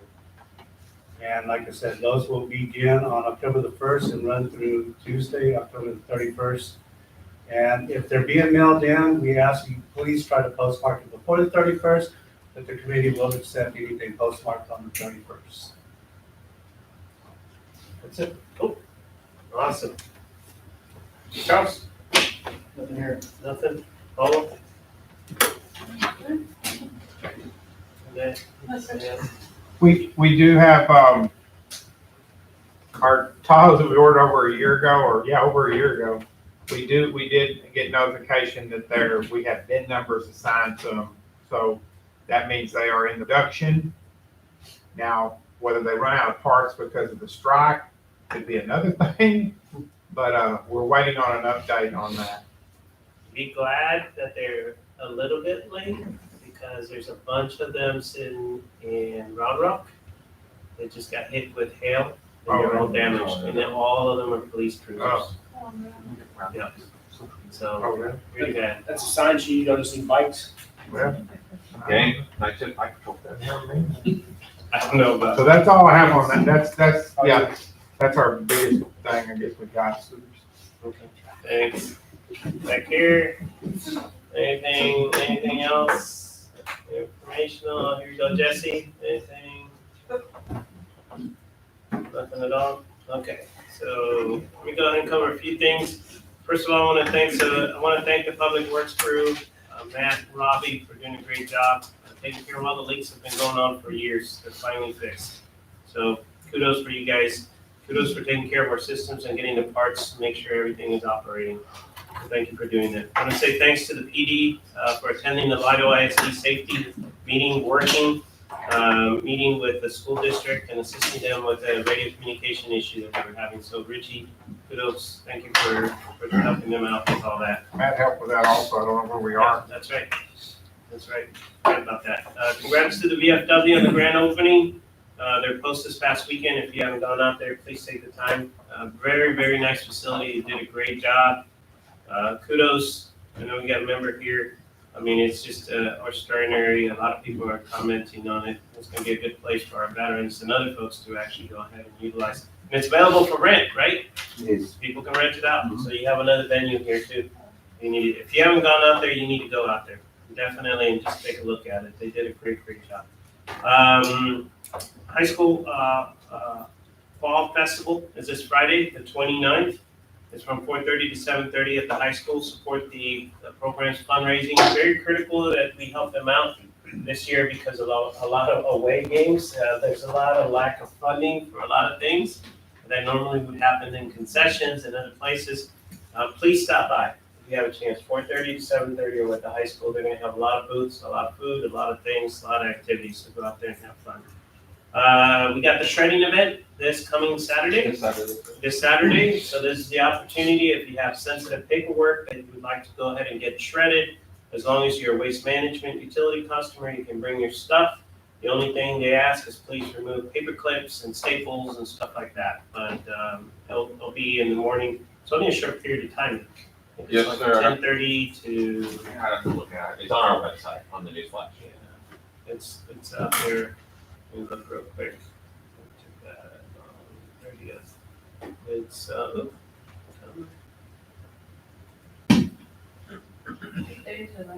8:30 to 11? Yep, 8:30 to 11. So, and it's here in City Hall. We got National Night Out on the 3rd of October. So just a reminder, please plan, and it's over at the community center, starting at what time, Richie? 6 to 8. 6 to 8, okay? Good place to go hang out, and you got a lot of people that are gonna be setting up over there. I think so. Ms. Bond helped me with the list, so we've got quite a few. The 3rd of October. Yep, over at the community center. Do want to let you know, we have our own program, but Atascosa County is also doing a hazardous household pickup on the 14th of October. You'll have to take the stuff to Jordan, unfortunately, but there is, I'll just pass the flyer. But there is opportunity if you want to take it down there and drop it off. Update on project in front of City Hall, Matt, with TxDOT right over here, they got back into it. We're hoping at the end of the week, something like that. I'm hoping, sir. Yeah, so they ran into a snag with the gas lines and the valves, The valve boxes. the valve boxes, so that slowed them down, but they started back up today. So hopefully we'll get that taken care of. So, and that should be a very good project. TxDOT frontage roads, we still got more open items to be taken care of. No major closures or anything going on with that, but they're still gonna be out there, still doing some additional repair work in intersections and underneath the I-35 too. We got the street paving project, so that's starting next week. Next week. We're gonna drive it on the 1st. So you'll start seeing them doing some different things. Public Works, Matt have been out there doing potholes. We're trying to level it as best as possible before they actually do their work. So we'll get that out here in the sequence. It looks like they're gonna be doing it in 3 days, is that correct? Yes. So many. I'll post that on their website. Yeah, so we'll put the streets and which day and everything else, but it's gonna be done, completely done.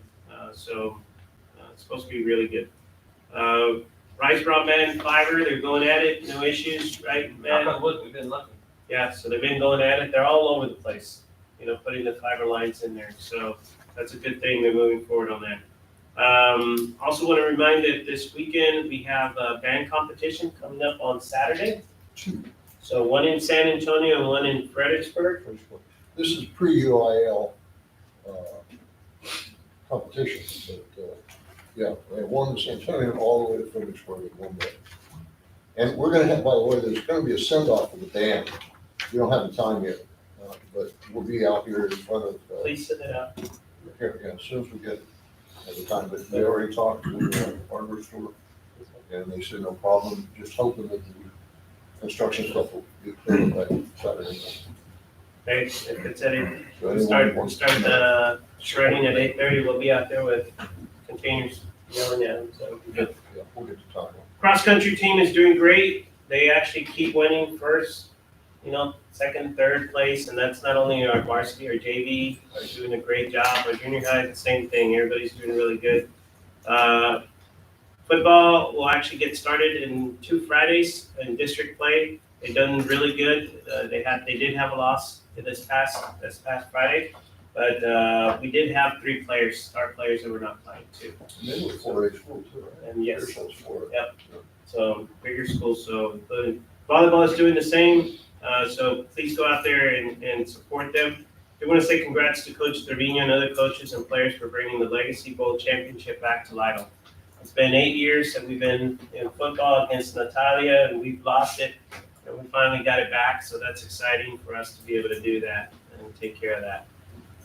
For birthdays, we got one coming up. Richie on the 7th. We still have a little bit of time, but Danny's birthday's coming up. Be able to take care of that. So we had another one, but that's on the 27th. We announced it last meeting. Yes. The last thing is the Keep Lidle Beautiful cleanup event on October 21st. We have 21st. that from 8 to noon. That'll be here and the school. I need to read that to the school. So we're gonna have the same dumpsters and then Yes. invite people to. Yeah, I think we're still looking at 4, right? Yes. 3 and 1. Okay. And anyone who would like to volunteer to stand by a dumpster for a while out of school or here, we're taking all volunteers. Usually till about 1, Hmm? noon. Usually till about noon. It's usually just 3 hours, like, Yeah. 8 to 11 or something. Yeah, 8 to 11. This depends when the truck shows up. We gotta wait till the truck. But, I mean, honestly, once we get them full, they haul it out. Yeah. So if it's all out, we don't have to take care of it. We just worry about the last ones, just so people don't dump some stuff that is not supposed to be there. They do it pretty Yeah, good. if you just go out for an hour, that would help us out. Are you gonna stamp the Kuiper one? So, all right, anything else, Matt? No, sir. We're looking at Richie's, GQ, National Night Out. Check our website on the news flash for National Night Out. Oh, wow. I didn't do that. David did the Oh, he flyer. did it, he did it. I was on That'd vacation. be good. All right, and if there's nothing else, I see 8:59. Do I have a motion for us to go ahead and adjourn? Got a motion to adjourn, second. All those in favor? Any opposed? Okay, thank you so much, gentlemen, appreciate it. Thank you all. Yeah.